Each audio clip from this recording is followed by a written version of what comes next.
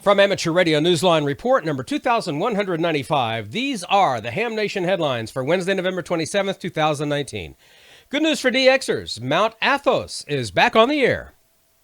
DXers are now listening with greater intensity for monk Yakov's SV2 RSG/A, who has been heard mainly on 20 metres from Mount Athos. According to several reports, contacts with monk Yakov's are now recognised as good for DXCC.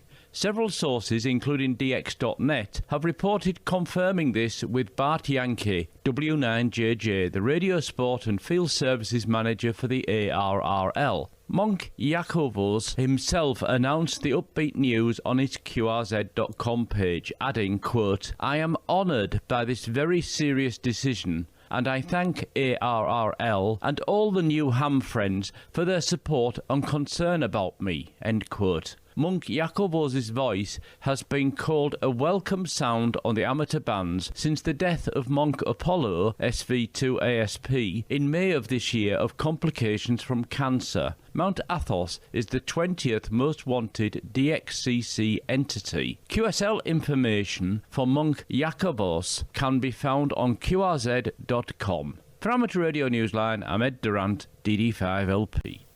AMSAT is celebrating 45 years of Oscar 7, the satellite that wouldn't and didn't die.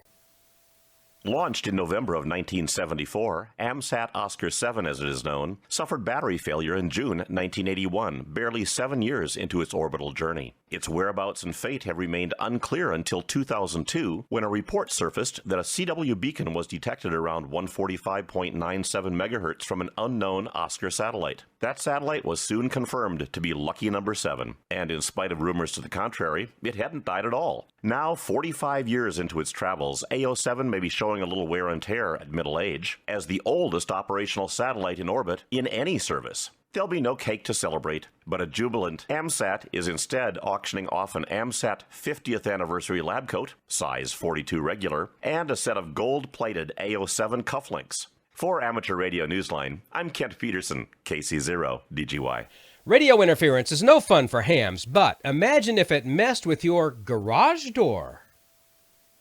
It's no surprise that you don't have to be a ham to be plagued by QRM. The latest incident comes from Virginia's Fauquier County, where 2 nearby residential subdivisions have reported radio signals playing havoc with their garage door openers. The subdivisions, known as Old Gold Cup and Silver Cup Estates, are in Warrenton, not far from the Warrenton Training Center Station B, a top-secret federal facility northwest of their hometown. In a news report in a recent edition of the Fauquier News, federal officials admitted that new land mobile radios being deployed by the Department of Defense may be responsible for interfering with the homeowners' devices. The newspaper quoted a statement from defense officials that said the radios, quote, operate in the same frequency range as many unlicensed low-powered garage door openers which have operated in this range for years, end quote. According to the newspaper report, the training center agreed that they would not use the radios for a 30-day period beginning November 5th while they sort things out. For Amateur Radio Newsline, I'm Jim Dameron, N8TNW.